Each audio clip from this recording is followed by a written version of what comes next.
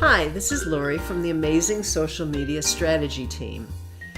In this video, I'd like to share some thoughts with you about the most underappreciated element of a social media strategy, that being the area of corrections.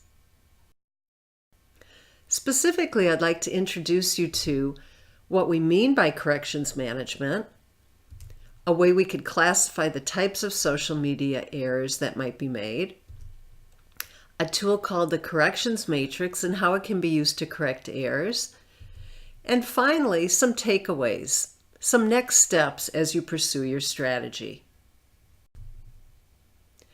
Errors are inevitable, but what is not inevitable is how they are dealt with by the organization. So when we talk about corrections management, we're looking at the organization's approach to correcting social media errors. Our goal is to have in place a method that detects and corrects errors so we can deal with problems effectively to preserve our organization's reputation and credibility. In the social media realm, we can think of errors in two dimensions. For one, we can identify if the error emerged from some tactical misstep, in other words, from something more operational in nature, more easily correctable, or if the error is a more strategic one, meaning that it emerged from a major big picture decision. Put another way, if I took the wrong job, that would be a strategic error on my part. But if I made a small correctable mistake at work, that would be more of a tactical error. The other dimension is identifying if the error is one of omission, as in not doing something we should be doing, or one of commission, as in doing something inaccurately or inappropriately, as a major athletic shoe manufacturer did when it misspelled the South American country Colombia in ads for a major soccer tournament. So combining these two dimensions leads to the corrections matrix, where horizontally you have the type of error, on the left side error of commission, going to the right error of omission, and vertically you have the severity of the error. On the lower end, more tactical or more easily correctable error, too strategic, which is more severe.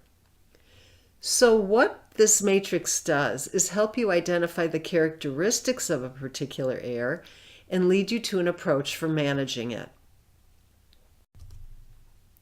Let's take a look at some examples.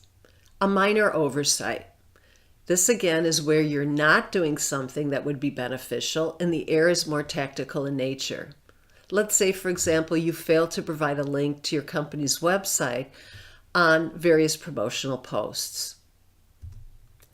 A modest gaffe, this again is where you're doing something inaccurately or inappropriately and the error is more tactical or correctable in nature. An example would be providing a website link on your company's promotional post, but the one you're providing is an inaccurate one.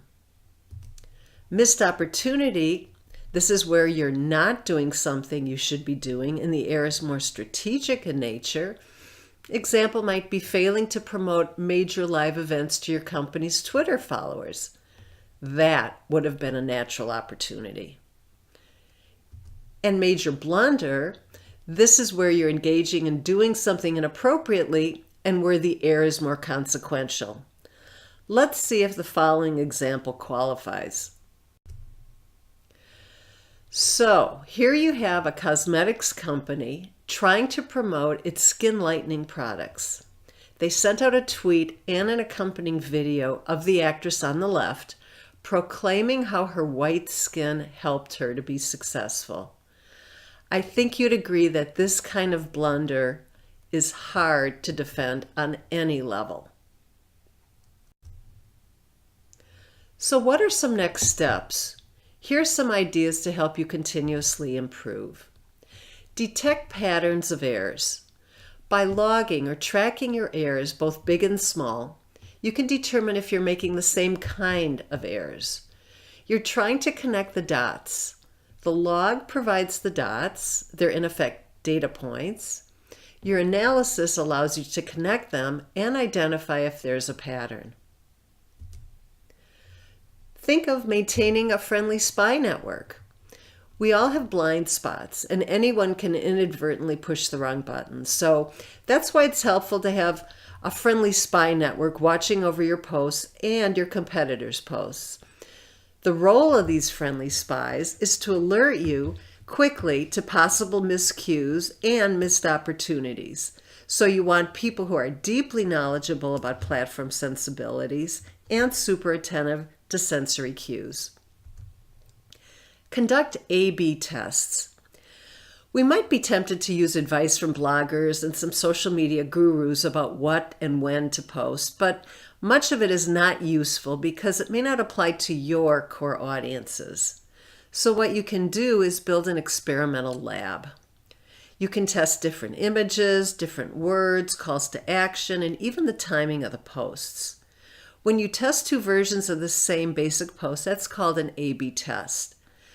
By testing and improving, you're building in a continuous improvement mindset.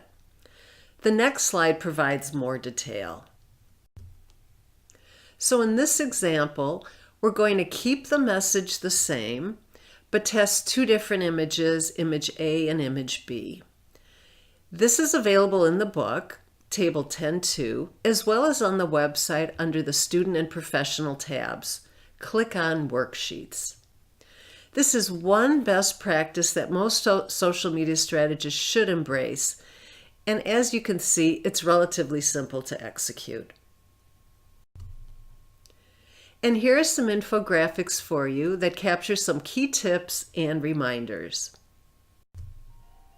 And just as a reminder, corrections is just one of the 5 C's to a great social media strategy.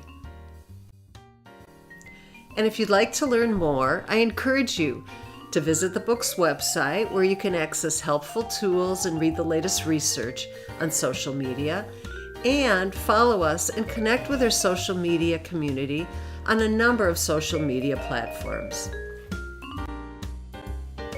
And of course, there's more information available in the book.